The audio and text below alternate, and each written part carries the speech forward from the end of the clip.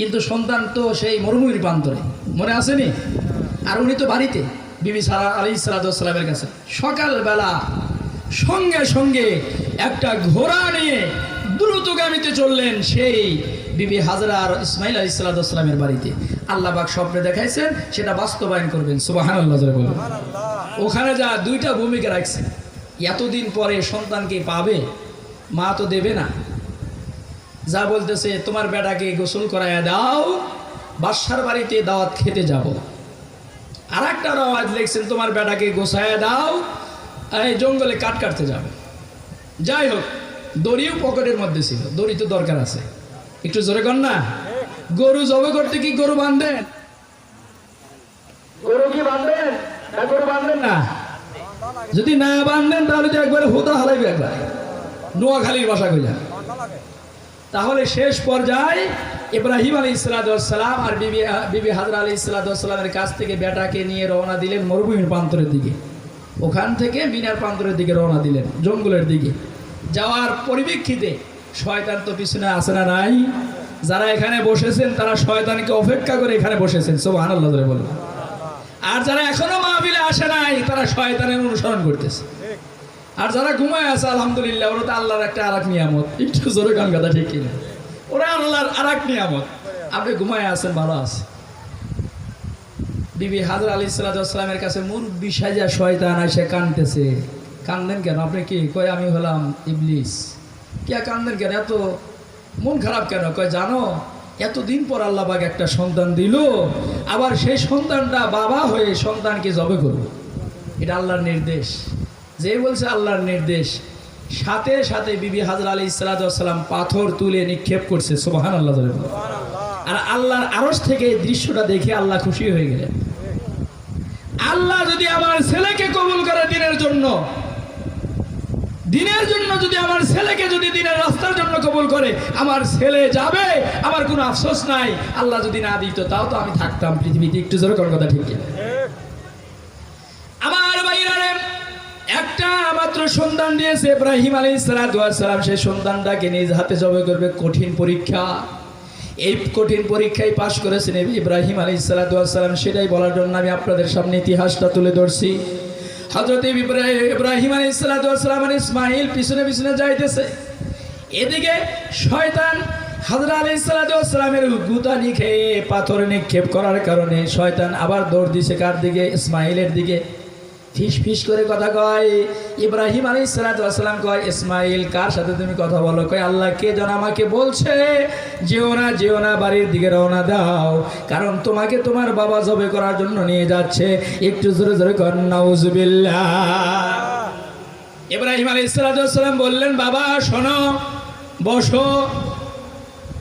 ইব্রাহিম নবী নিজে আগে পাথর তুলছেন, 7টা পাথর তুলছেন, কঙ্কর তুলছেন, পাথর তুলছেন।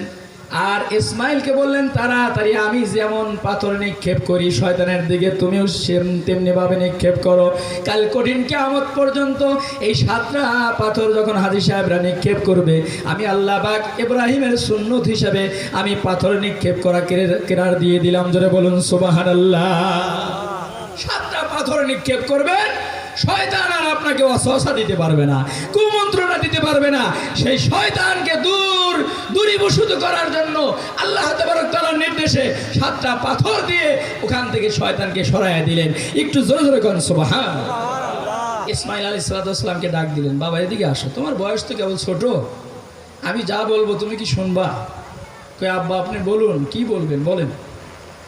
গাছের ছায়ার নিচে বসছি। বসার পরে বলতেছে, বাবা আমি তো গত 3 দিন হলে একই স্বপ্ন দেখিতেছি। 4র্থ দিন আমি স্বপ্নে দেখি, ইয়া বুনাইয়া, হে আমার ছেলে, ইন্নী আরা ফিল মানাম, আমি স্বপ্নের মাধ্যমে দেখতেছি, আন্নী অবশ্যই আসবাহুকা, আমি তোমাকে নিজ হাতে জবে করতেছি। সুবহানাল্লাহ। ফানজুর মাযা তারা, তোমার ডিসিশন কি, তোমার অভিমত কি? তুমি কি রায় আছো? তুমি কি রাজি আছো জবে হওয়ার জন্য? মারহাবা জোরে বলুন, আর জোরে বলেন মারহাবা। বাপ কত সুন্দর করে বলতেছে, বাবা আমি তো রাত্রিবেলায় স্বপ্নের মাধ্যমে দেখি আমি তোমাকে জবে করতেছি নিজ হাতে, তুমি কি রাজি আসোনি? কয় আব্বা হুজুর আমি রাজি আছি, কিন্তু 3টা শর্ত আছে। কয়টা শর্ত? নাম্বার 1, আমার হাত পা বেঁধে নেবেন। 2 নাম্বার হলো আমার মুখটা জমিনের দিকে রাখবেন আর গর্দানে ছুরি চালাবেন। নাম্বার 3 হলো আমার মৃত্যুর পরে আমার জুব্বাটা আর আমার সালামটুকু আমার মাকে দিবেন। সুবহানাল্লাহ। সংক্ষিপ্তভাবে ইতিহাস। তারপরেই ইসমাইল আলাইহিস সালাতু ওয়াস সালাম বললেন, ইব্রাহিম নবী বললেন, ইসমাইল তুমি এই কথা কেন বলো, কেন তোমাকে হাত পা বাঁধবো? কয় আপনি একজন আল্লাহর নবী। একটু জোরে কোন সুবহানাল্লাহ। আমার হাত পা বাঁধা থাকবে না, আমাকে যখন জবে করবেন ছটফট করব, তখন হাত পা আপনার গা মোবারকে লাগতে পারে। আপনি একজন আল্লাহর নবী, আপনি একজন রাসূল, রাসূলের সাথে বেয়াদবি হয়ে যাবে। কিয়ামতের দিন আল্লাহ পাক আমাকে বরদাস্ত করবে না, আল্লাহ আমাকে মানে আযাব দিতে পারে। শুনে রাখো বেঙ্গি চোখ বড়র মানুষেরা, তোমরা যদি নাইবে রাসূলদের সাথে বেয়াদবি করো, আল্লাহর হস্তে বলছি আল্লাহ তোমাকে ক্ষমা করবে না। কারণ নাইবে রাসূল হিসেবে আল্লাহ পাক আপনাদের গ্রামে আলেম ওলামাকে পাঠাইছেন। সুবহানাল্লাহ। তাদেরকে সম্মান করবেন, আল্লাহ রাসূলকে সম্মান করা হবে। একটু জোরে কোন মারহাবা, আরো ধীরে কোন, এই যে দক্ষিণ মনের মানুষেরা মারহাবা। মারহাবার আওয়াজটা জোরে হয়েছে, একটু জোরে কোন মারহাবা। একটা গেল। 2 নাম্বার হলো এদিকে শোয়াবেন, কারণ আমি আপনার ছেলে, বুড়া কালে আল্লাহ পাক একটা ছেলে দিছে। মহব্বত কমছে না বাড়ছে? একটু জোরে কোন, বাড়ছে না কমছে? যার 2টা মেয়ে, আমার 2টা মেয়ের পর আল্লাহ পাক একটা ছেলে দিছে, কিন্তু এত মহব্বত। কিন্তু হাদিস কোরআনের দৃষ্টি থেকে যার মেয়ে হয় তার সংসার আরো ভালো হয়। সুবহানাল্লাহ। একটা মেয়ে হলে একটা জান্নাত, 2টা মেয়ে হলে 2টা জান্নাত। একটু জোরে কোন না মারহাবা।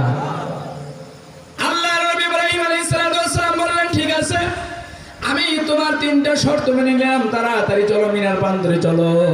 আমার ভাইরা মিনার প্রান্তরে দেখে আসবে, সেখানে হাজী সাহেবরা কুরবানি করে। মিনার প্রান্তরে চলে গেলেন। বাপ বেটা যাওয়ার পরে সন্তানকে হাত পা বাঁধলেন, সব কিছু করলেন, ছুরি চালানো শুরু করে দিয়েছেন, কিন্তু ছুরি কাটে না।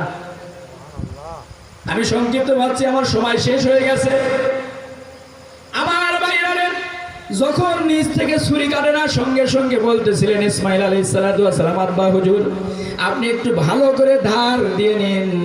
সঙ্গে সঙ্গে ছুরিটা যখন রাগের মাইলে, অর্থাৎ কি পাথরের দিকে আঘাত করছে, পাথরের দিকে নিক্ষেপ করছে, পাথরকে নিক্ষেপ করছে, পাথর দুখণ্ডিত হয়ে গেছে। এত ধারালো ছিল, জোরে বলুন সুবহানাল্লাহ। আমার ভাইরা যখনই ইব্রাহিম আলাইহিস সালাতু ওয়াস সালাম পাথরকে আঘাত করছে, পাথর দুখণ্ডিত হয়ে গেছে। এবার আল্লাহ তাবারক তাআলাকে কি একটা মজার খেলা, একটু এদিকে তাকান, আমার দিকে তাকান। আল্লাহ রাব্বুল আলামিনকে কথা বলবে কার সাথে? ইসমাঈল আলাইহিস সালাতু ওয়াস সালাম, বিবি ইব্রাহিম আলাইহিস সালাতু ওয়াস সালাম, ইব্রাহিম নবীর সাথে কথাবার্তা বলবে। সেই জন্যই ওই পাথরটা নয়, বরং পাথরের সাথে কে মোলাকাত করলো? ছুরি। ওই ছুরিটা আল্লাহর কাছে অনুমতি চাইলেন, আল্লাহ তুমি আমাকে অনুমতি দাও, আমি তোমার নবী ইব্রাহিমের সাথে একটু কথা বলবো। জোরে বলুন সুবহানাল্লাহ। একটু জিকির করিলাম।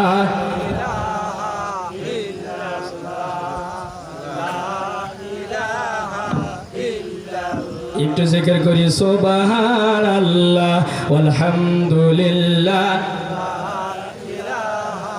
আমার ভাইরা এবার ছুরি যখন আল্লাহ তাবারক তাআলার কাছ থেকে অনুমতি নিল, আপনারা বলতে পারেন এটা আবার ছুরি আবার কথা বলতে পারে না, মানে জড় পদার্থ, এ তো কথা বলতে পারবে না।